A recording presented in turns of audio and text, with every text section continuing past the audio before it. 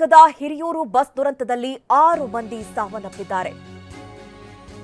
ಈಗ ಸದ್ಯ ಬಸ್ನಲ್ಲಿ 5 ಮೃತದೇಹಗಳು ಪತ್ತೆಯಾಗಿದ್ದು ಲಾರಿ ಚಾಲಕನು ಕೂಡ ಸಾವನ್ನಪ್ಪಿದ್ದಾರೆ. ಪೊಲೀಸ್ ವರಿಷ್ಠಾಧಿಕಾರಿ ರಂಜಿತ್ ಕುಮಾರ್ ಹೇಳಿಕೆಯನ್ನು ಕೊಟ್ಟಿದ್ದಾರೆ. ಮಾನಸ, ಬಿಂದು ಹಾಗೆ ಮಗು ಗ್ರೇಯ ಮೃತದೇಹಗಳು ಗುರುತು ಪತ್ತೆ ಹಚ್ಚಲಾಗಿದೆ. ಇನ್ನು ರಶ್ಮಿ ಹಾಗೆ ನವ್ಯ ಮೃತದೇಹ ಪತ್ತೆಗೆ ಸಂಬಂಧಿಕರು ಬಂದಿದ್ದಾರೆ. ರಶ್ಮಿ ನವ್ಯಾಗೆ ಚೈನ್ ಬದಲಿಸಿಕೊಳ್ಳುವ ಅಭ್ಯಾಸ ಇತ್ತು. ಹೀಗಾಗಿ ಇವರಿಬ್ಬರ ನಡುವೆ ರಶ್ಮಿ ಯಾರು, ನವ್ಯ ಯಾರು ಅನ್ನುವಂತಹ ಕನ್ಫ್ಯೂಷನ್ ಇದೆ. ಇನ್ನು ಆ ಬಗ್ಗೆ ಪರಿಶೀಲನೆ ಆಗ್ತಾ ಇದೆ.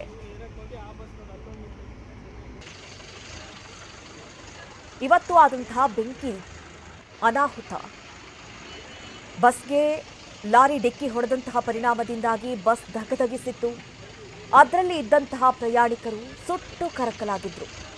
ಅದರಲ್ಲಿ 6 ಜನರ ಮೃತದೇಹ ಪತ್ತೆಯಾಗಿದೆ. ಲಾರಿ ಚಾಲಕನು ಕೂಡ ಈ ಸಂದರ್ಭದಲ್ಲಿ ಸಾವನ್ನಪ್ಪಿದ. ಲಾರಿ ಚಾಲಕ ಸೇರಿದಂತೆ 6 ಮೃತದೇಹಗಳು. ಇವತ್ತು ಬೆಳಗ್ಗೆ ನಡೆದಿರುವಂಥ ಆಕ್ಸಿಡೆಂಟ್ ನಲ್ಲಿ 5 ಮೃತದೇಹಗಳು ನಮಗೆ ಬಸ್ನಿಂದ ರಿಕವರಿ ಆಗಿದೆ ಮತ್ತು 1 ಮೃತದೇಹ ಲಾರಿ ಡ್ರೈವರ್ದು. ಒಟ್ಟು 6 ಮೃತದೇಹಗಳನ್ನು ನಾವು ಕಲೆಕ್ಟ್ ಮಾಡಿದ್ವಿ. ಈ ಬಸ್ನಲ್ಲಿ ಪ್ರಯಾಣಿಸುತ್ತಿರುವಂಥ ಪ್ರಯಾಣಿಕರಲ್ಲಿ ನಮಗೆ ಬಿಂದು ಮತ್ತು ಬಿಂದು ಅವರ ಮಗು ಗ್ರೇಯ, ಮಾನಸ, ನವ್ಯ ಮತ್ತು ರಶ್ಮಿ ಇವರು 4 ಜನ ಪ್ಲಸ್ ಮಗು ಗ್ರೇಯ ಇವರು ನಮಗೆ ಸಂಪರ್ಕಕ್ಕೆ ಸಿಕ್ಕಲಿಲ್ಲ.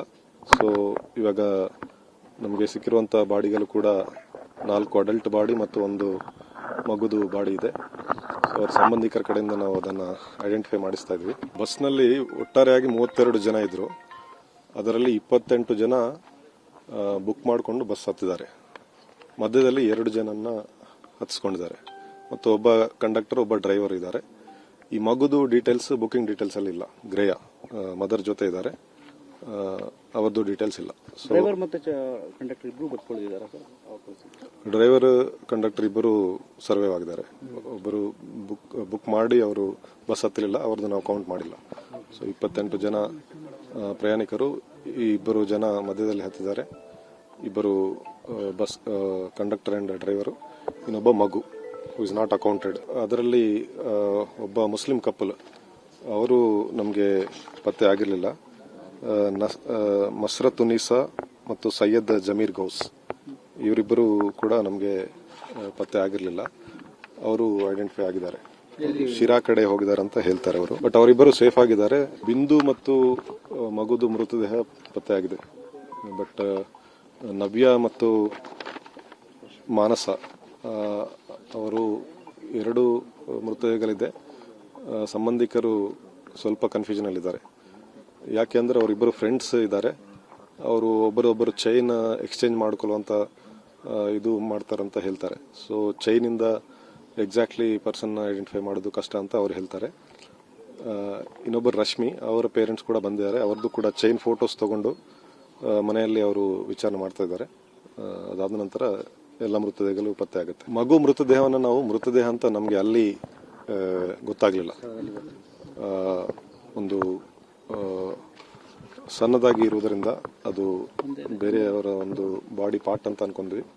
ಬಟ್ ಈಗ ನಮ್ಮ FSL ಡಾಕ್ಟರ್, ಸರ್ಜನ್ ಮತ್ತು ನಮ್ಮ FSL ಟೀಮ್ ಎಲ್ಲರೂ ಕೂಡ ಚೆಕ್ ಮಾಡಿ ಅದೊಂದು ಸಪರೇಟ್ ಮೃತದೇಹ ಅಂತ ಐಡೆಂಟಿಫೈ ಮಾಡಿದ್ದಾರೆ. ಅದನ್ನು ನಾವು ಸಪರೇಟ್ ಆಗಿ ಪ್ಯಾಕ್ ಮಾಡಿದ್ದೀವಿ.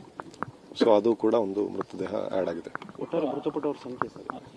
ಈಗ 6 ಜನ ಒಟ್ಟು, ಲಾರಿ ಡ್ರೈವರ್, ಮಗು ಮತ್ತು 4 ಜನ ಹುಡುಗಿಯರು. ಇವತ್ತೇ ಐಡೆಂಟಿಫೈ ಮಾಡಿ DNA ಸ್ಯಾಂಪಲ್ಸ್ ತೆಗೆದುಬಿಟ್ಟು ಹಸ್ತಾಂತರ ಮಾಡ್ತೀವಿ. ಅಧಿಕಾರಿಗಳು ಕೂಡ ಮಾತನಾಡ್ತಾ ಇದ್ರು.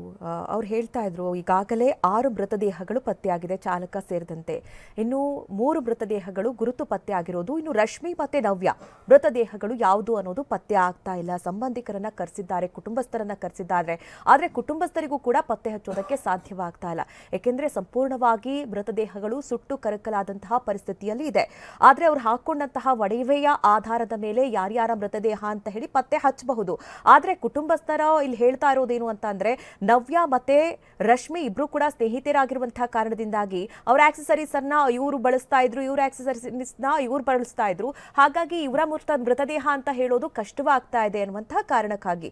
ಹೀಗಾಗಿ ಮುಂದಿನ ಆಪ್ಷನ್ DNA ಮುಖಾಂತರವಾಗಿ ಯಾರ ಮೃತದೇಹ ಅಂತ ಹೇಳಿ ಪತ್ತೆ ಹಚ್ಚುವಂತಹ ಸಾಧ್ಯತೆಗಳಿದೆ.